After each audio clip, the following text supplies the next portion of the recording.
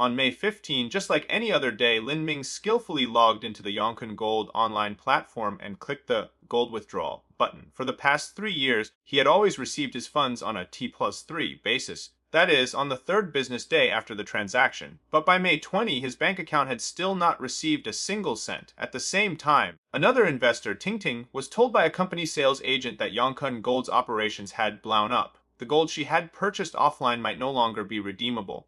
In early 2025, she had bought and entrusted over 1.3 million yuan worth of gold through Yongkun Gold with the agreement that it would mature after 1 year. She was promised that regardless of fluctuations in the gold price, the company would repurchase it at a fixed price after the term with an annualized return of 7%. An investigation by Yikai's China Business Network revealed that Zhejiang Yongkun Gold and Jewelry Co. Ltd. had been using enticing slogans like "earn interest with stored gold" and "capital protected gold trading" to attract a large number of investors. But recently, investors in various regions found themselves unable to withdraw their funds. Some investors and their families are now trapped in losses totaling over 10 million yuan. The company's headquarters in Hangzhou has been sealed off. According to a former employee, multiple media reports confirm that Yongkun Gold promoted its investment products with promised annualized returns of 7% to 8%, capital guarantees, and even loyalty points that could be exchanged for gold,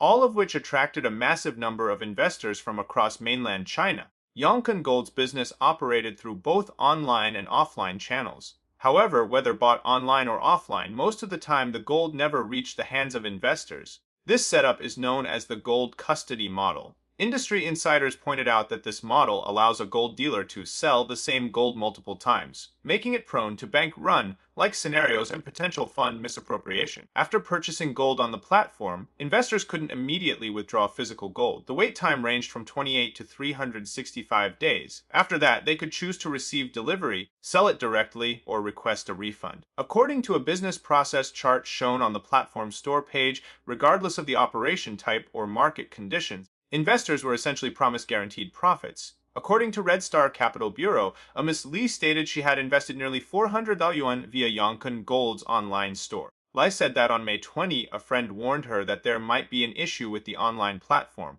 She immediately took action, but both her refund and gold withdrawal requests were stuck in pending review status. By May 26, all products had been wiped from the Yongkun online store, and the customer service hotline had been disconnected. Another investor, Ms. Liu, had purchased gold through an offline Yongkun store. She said that her entire family had invested between 700,000 and 800,000 won. Essentially, the offline gold purchase functioned as a gold lease contract, accompanied by a gold insurance policy. According to Liu, she bought gold from a Yongkun Gold franchise store and then leased it back to the company. Each year, Yongkun would pay her interest based on the value of the gold at the time of purchase, yielding an annualized return of around 7%.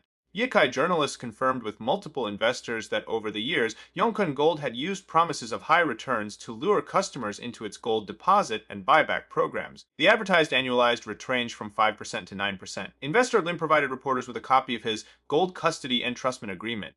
In early 2025, he had entrusted rough 420 grams of gold, valued at 1 million yuan, to Zhejiang Yongkun Holdings Co. Ltd. for 6 months. According to company policy, no custody fee would be charged when the contract matured. On the same day, both parties also signed a gold repurchase agreement. In it, Yongkun committed to buying back the entrusted gold after 6 months at a total price of 1.325 million yuan. That would translate into a return of 32,500 yuan in half a year, an impressive 6.5% annualized return. Ting, meanwhile, was earning even more. I invested a large amount. I have more experience and my membership level is higher. My annual return rate was 9%, she told reporters. She started investing with Yongkun Gold in 2024, and every time a term matured, the returns would be promptly deposited into her personal account. Internal documents reviewed by journalists revealed that Yongkun Gold had built an elaborate tiered system for investor returns. Clients who deposited over 3 million yuan were designated as Black Gold members with annualized returns of 5.5%, 6.5%, 7%, and 9% for 1 month, 3 month, 6 month, and 12-month terms, respectively. Gold and Platinum users saw returns between 4.5% and 8.5% annually. According to National Business Daily, some investors and their families had purchased gold-based investment products in multiple batches, totaling 12.3 million yuan. The report stated that by May 30, The seventh floor freight elevator access at Yongkun Holdings headquarters had been sealed off and the doors were marked with official seals. Even Yongkun's own employees had invested in its gold products. One former employee, on the verge of tears, said, "Now I've lost not only my job but also all of my family's money. I even owe money." Public records on Tianyancha show that Yongkun Gold's operating entity is Zhejiang Yongkun Holdings Co. Ltd., established in 2014, and its legal representative and actual controller is Wang Guhai. Besides Yongkun Gold, Zhejiang Yongkun Holdings has also invested in several other gold-related businesses.